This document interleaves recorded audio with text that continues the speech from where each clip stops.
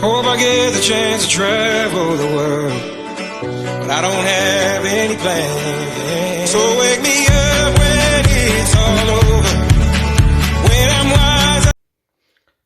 Hello YouTube fans, here again. And why not? The fifth Friday the 13th, that being Friday the 13th, a new beginning.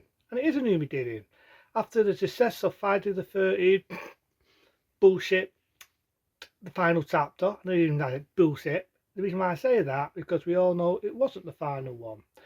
As I just said, the success of it and the money it made, they decided why not make another one. That being Friday the 13th, Part 5, A New Beginning.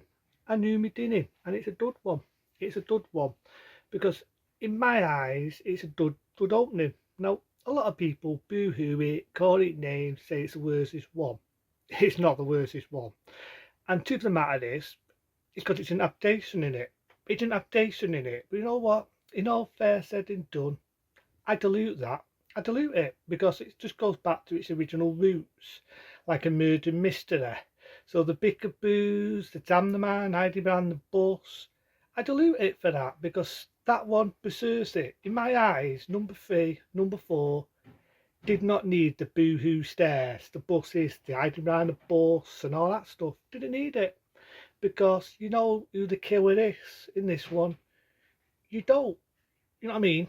But you do get a good opening. You get the original actor that played Tommy in Friday the 13th Part 4. I mean, the final chapter bullshit. And you think he's going to get it. You've got these two jokers messing about, undigging Jason Voorhees' coffin just for them both to get killed. Then you think Tommy's going to get it, wakes up, turns out to be a nightmare. And you've got the idea he's going to a special place for people with special needs, he has problems. Then you've got the epic opening, you know, that you hear it in every one of them. And I love it for that. I love it. There's a bit of the hockey mask fires out, and I love it. And when you think about it, this has to be the seediest one of the Friday the 13th, because there's a lot of nudity, a lot of tits, a lot of everything, as well as a lot of gruesome graphic death scenes.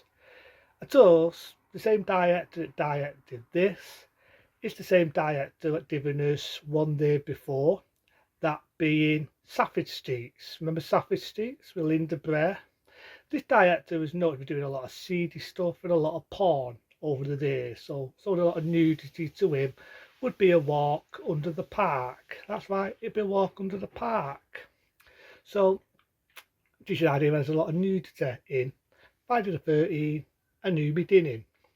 So I like this one, it's different. You got one guy in it, and I'm sort of thinking to myself, I've seen him before.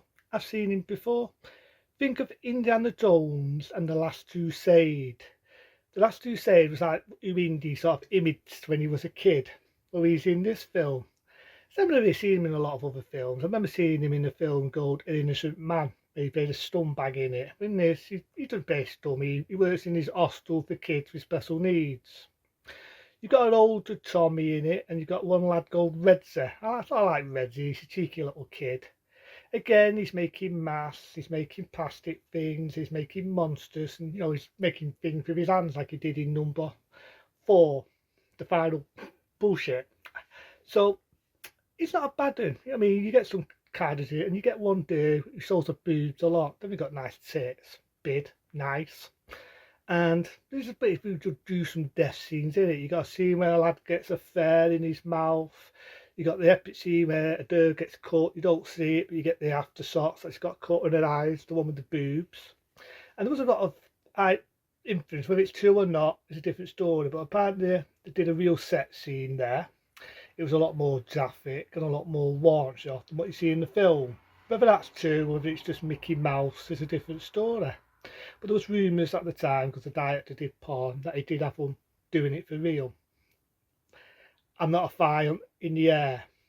But you do get a graphic scene there, the eyes get cut. You do get one scene that's been the most gruesome out of all the fighting. Pretty frightening scene, because the guy gets a belt, wraps it round his eyes, tightens it, and it literally cuts his eyes. His eyes are like bleeding here, they're bleeding there, and it really is a traffic scene, and you hear it cussing, so it's a bit of frightening scene about that's been done. But all the way through the film, you got teenagers getting killed left, right, and centre, and then you think it's going to be Jason. You think it's going to be Jason. You find out it's not Jason. Because halfway through the film, what happened was you had one lad, right, who's a bit on the chubby side. Alright, he's fat. It's not nice, but he's fat.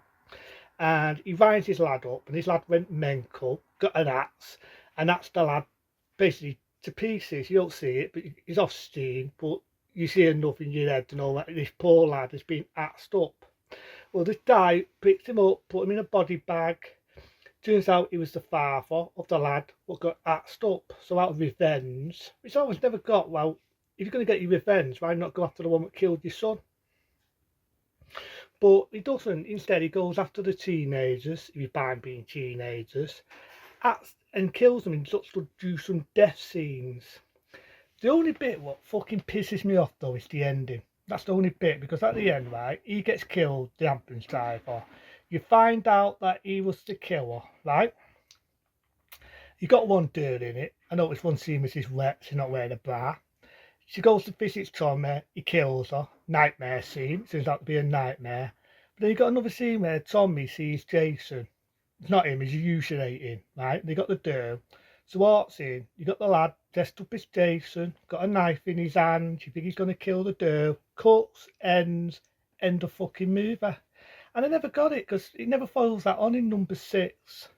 Never follows it on. So to me, that's the only bit that sort of irritated me. But other than that, though, Friday the 13th, Part 5, A New Beginning, it's not a bad one. It's not a bad one. So it definitely takes about 10-star ratings for me. Other than that, I do more movies and more movie reviews on the way. Into them, be smart. Be safe, and I'll see you soon.